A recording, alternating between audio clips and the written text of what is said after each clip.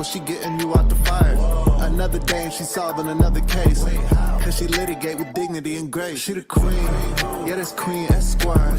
Legal trouble, she getting you out the fire. Another day and she solving another case. Cause she litigate with dignity and grace.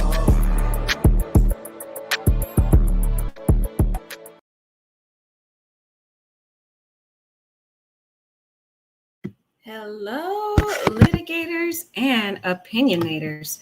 Court is now in session. Everybody come on in, come on in.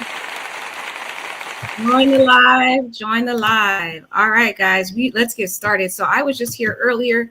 We have been discussing the Kada Scott tragedy that has occurred. A lot of things are unfolding back to back in this case. If you want to know more about this case, please watch my prior 2 lives that I've done about this. So I'm not going to repeat a lot of things. But guys, this story has already unfolded again. So a lot of you in the chat during my last live did say that you guys did not trust the girl Gabby. And we're going to just do a refresher about who Gabby is. So Gabby was the friend of KEON King. She basically was she would purchase marijuana. Here she is here. Hi, my name is Gabby, and I'm going to be... And I'll play her video again. So just hold on. We're going to play this all over again. But this is Gabby on the screen. And she was the friend, quote unquote, of KEON King, who is now the suspect in her murder.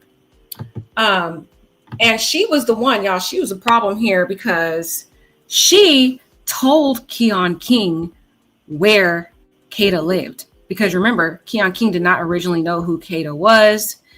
And he allegedly called her. It turns out she lied about this. It wasn't KEON King that called her. In fact, it was actually this woman, Gabrielle, who called KEON to let him know the scoop on where she was. I feel like she's somewhat of an accessory. And remember, she talks about in this video how she does not like to talk to the police. She wouldn't call the police. Her best friend told her to call the police and she wouldn't. And that was suspicious. People were like getting on her like, why wouldn't you call the police? This girl is missing, right? Come to find out, y'all, she tried to lie on this video talking about, oh, and we're taught not to talk to the police in my community, right? And that makes sense to me because I know where I live at, in a lot of Black communities, they don't trust the police. Come to find out, y'all, she has a criminal record. And her record is similar to the record that KEON King has. And in fact, she was charged with aggravation and terror threats made in July 30th of this year, July 30th, 2025. She's actually out on bail for those charges. She is no better. She's a criminal herself. And it makes sense why KEON King is her friend. She tried to come on live and act like she's innocent. So let's do a flashback of this video she did. And then we're going to go into the criminal history of this woman.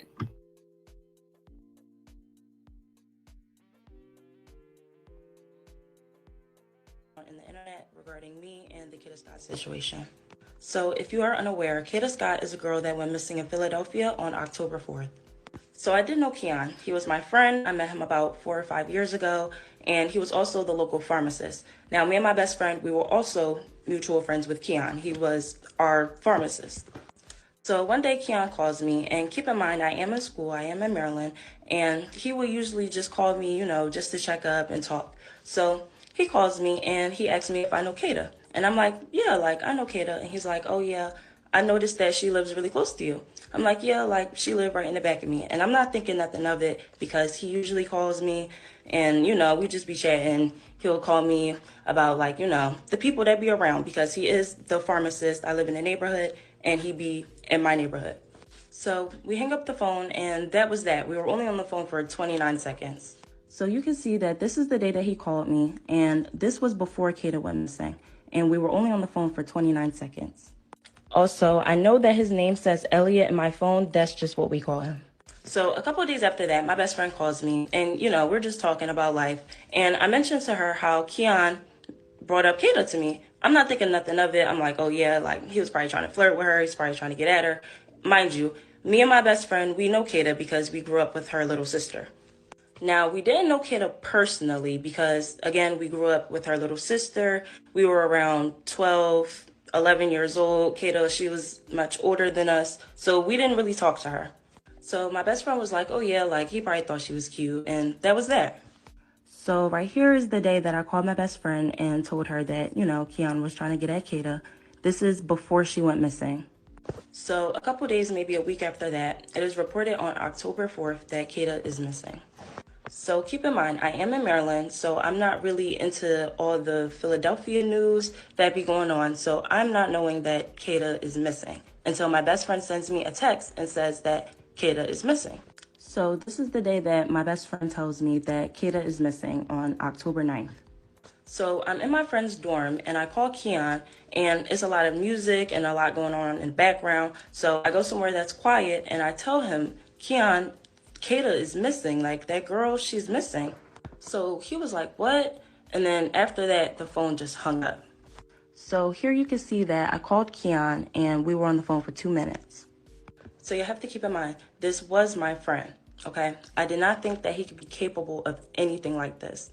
In my head, I'm just thinking, there's no way in the world he could have did something like this. There's no way in the world. So then a couple of days after that, my mom sends me a screenshot of KEON turning himself in for the kidnapping of Kada. So this is my mom sending me the article, and she was distraught to say the least. And I know she said that he was a random person, but she says this about all my friends.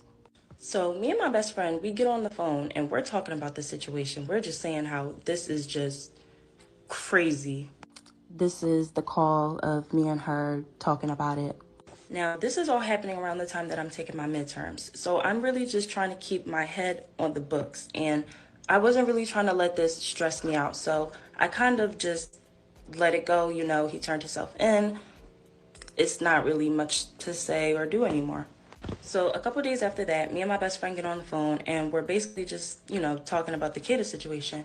And she says that she thinks that I should call the cops. So she was basically saying that she thinks that I should call the cops and tell them that KEON was, asking about Kada. Now, at the time in my head, I'm thinking that there was no reason to call the cops. He already turned himself in, and I felt like it would be kind of a waste of time to tell them that the guy that they already have in custody, called me and was asking about the girl. And me personally, I'm not a cop caller. Like, I don't call the cops. That's just the way that I grew up. That's what I was around. They will always tell me, you don't call the cops. So I just felt like,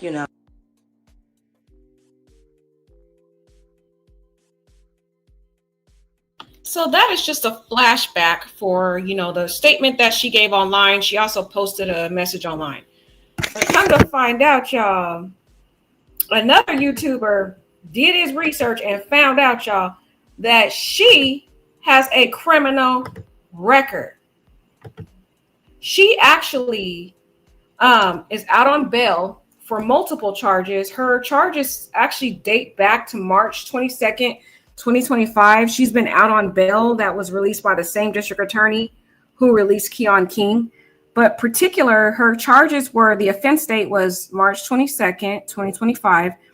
She is on bail for possession of an instrument of a crime with an intent, terroristic threats with an intent to terrorize another, conspiracy, simple assault, recklessly endangering another person, aggravated assault, attempts to cause SBI, severe bodily injury, or causes injury with extreme indifference, y'all. Those are the charges that Miss Gabrielle Gillette, that's her name, is charged with. So let's hear what this YouTuber says here. Now, let's look at this here. Her co-defendant is Dante Murray.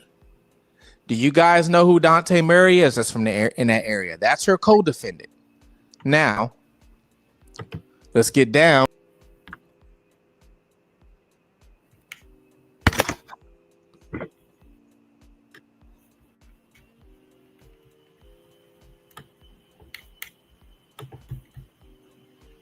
Sorry, guys, it went away. Let me go back to it and get it back on the screen. I'm not sure what's going on with our technical issues here. Right back. Let's see what she is charged with.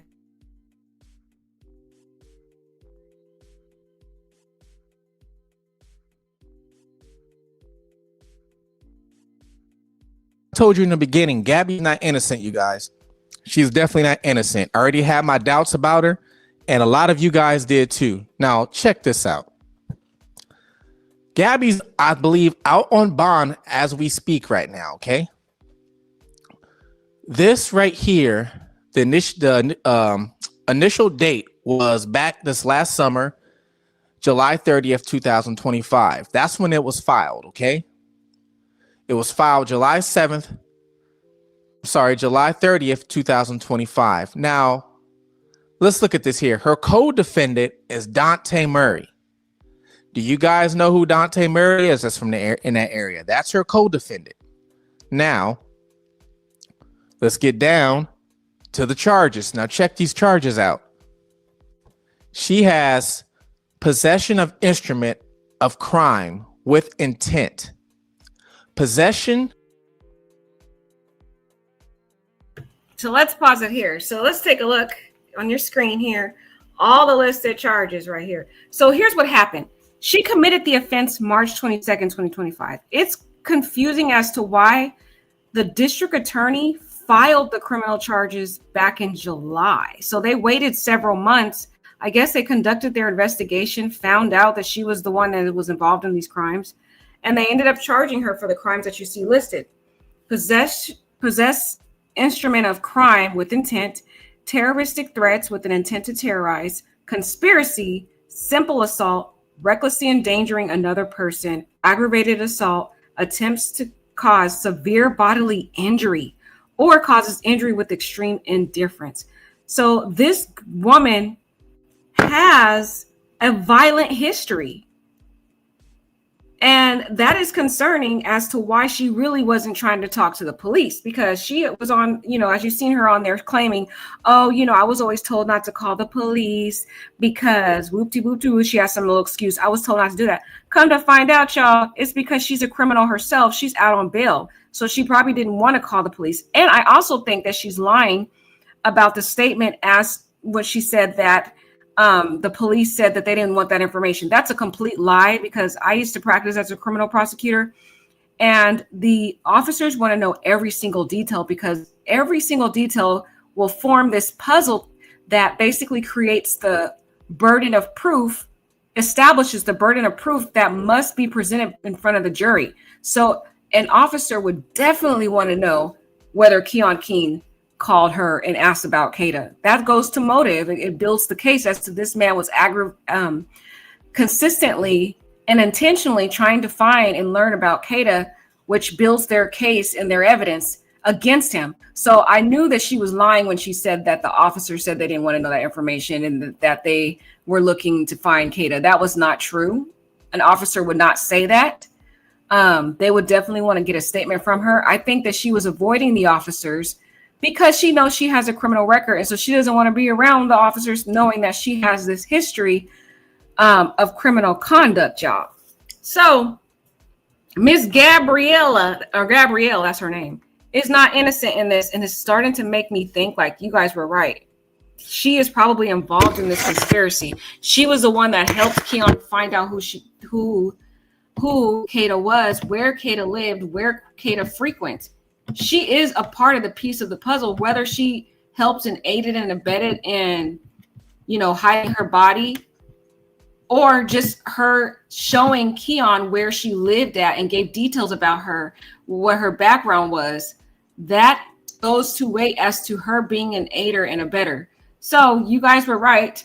Gabrielle is not innocent. She has a very extensive criminal record, and I don't think she really can be trusted, and explains why she wasn't trying to help the police officers. So I just wanted you guys to know that update. That's really all I came to talk about. Let me know what you think about this. Do you guys think that she's involved in the murder? Do you think that she was the one that helped him bury the body? I mean, I really want to know now, because this girl's a criminal. She doesn't have a problem with inflicting violence on other people. Okay. All right. I love you guys. Please share this video with others, and please comment on the video if you can. And I love y'all. Take care.